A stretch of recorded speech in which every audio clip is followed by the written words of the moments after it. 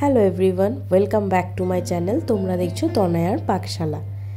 যারা first time চ্যানেলটা visit করছো তাদের কাছে অনুরোধ রইল চ্যানেলটা সাবস্ক্রাইব করো, পাশে থাকা বেল আইকনটি প্রেস করো যাতে নতুন নোটিফিকেশন তোমাদের কাছে চলে আসে। এই রেসিপিটি খাওয়ার জন্য বোম্বেতে যাওয়ার কোনো প্রয়োজন নেই, রইল তো তনয়ার পাকশালার হেসেলে। তাই আজকের রেসিপি পাও ভাজি রেসিপি। খুব সহজে কিভাবে বানিয়ে নেওয়া যায় দেখে নেওয়া যাক। এখানে দেখো বড় সাইজের আমরা 3টে আলু নিয়েছি। এবার আলুগুলোকে মাঝখান থেকে এইভাবে কেটে নেব, নিয়ে এগুলোকে প্রেসার কুক করতে দেব। দেখো মাঝখান থেকে এইভাবে 2টো খণ্ড করে দিয়েছি, তোমরা চাইলে কিন্তু গোটাও দিতে পারো, তাতে কিন্তু কোনো অসুবিধা নেই। দেব এর মধ্যে পরিমাণ মতো নর্মাল জল, খুব বেশি জল দেওয়ার কোনো প্রয়োজন নেই। দিলাম 1/2 চামচ মতো নুন। এবার দেওয়ার পরে এটাকে কিন্তু আমরা একটা সিটি দিতে দেবো। এখানে কিছু সবজি নিয়ে নিয়েছি যেগুলোকে আমরা এভাবে চপ করে নিয়েছি আদা আর রসুন। দেখো এখানে আমরা 1টা থেকে 2টো সিটি দিলেই হবে আলু অনুযায়ী। এখানে আমরা 1টা সিটি দিয়েছি।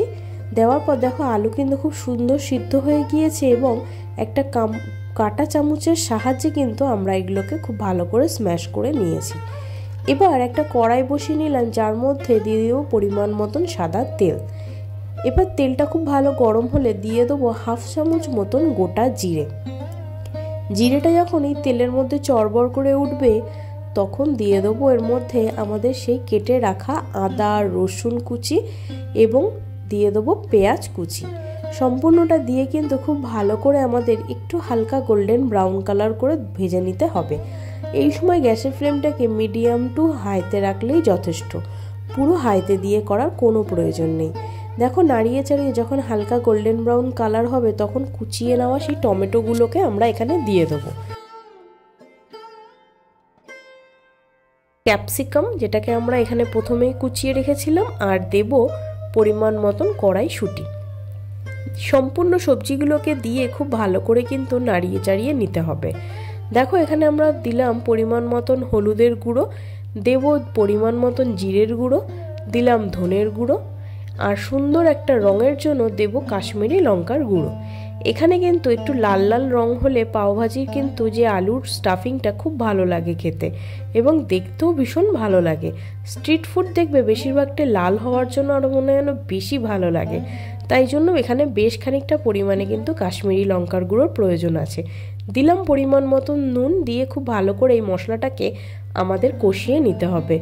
অল্প করে জল দেবো যাতে তলা থেকে লেগে না যায় এবং পুড়ে না যায়।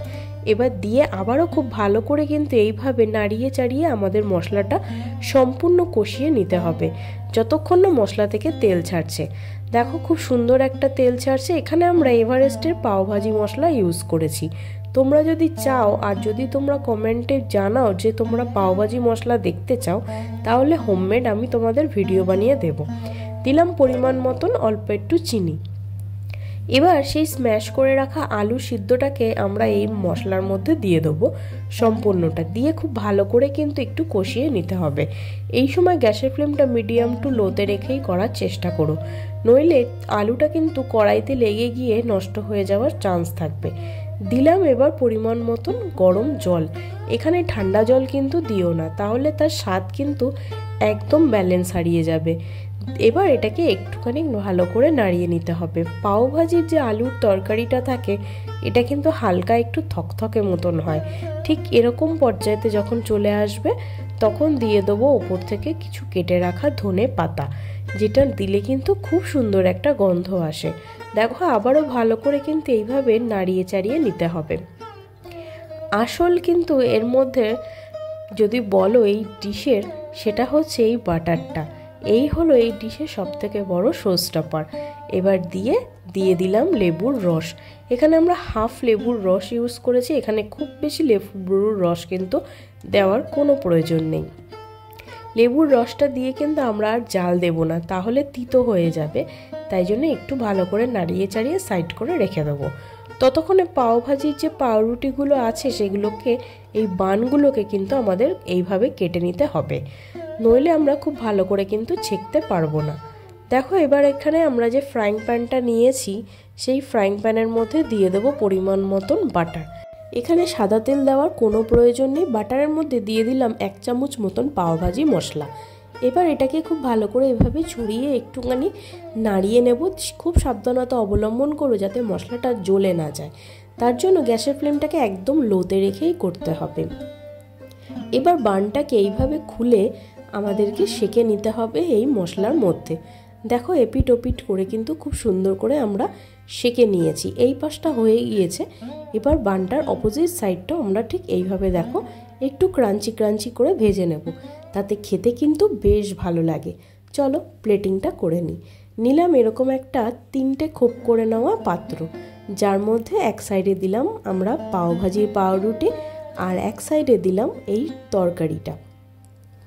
সাইডে দেবো কিছুটা পরিমাণে পেঁয়াজ, একটা লেবু আর দেব কাঁচা লঙ্কা দিয়ে কিন্তু এটাকে আমরা গার্নিশিং করলাম। আর ওপর থেকে দেবো বেশ খানিকটা পরিমাণে বাটার। এটা যত মেল্ট হবে তত টেম্পটিং লাগবে।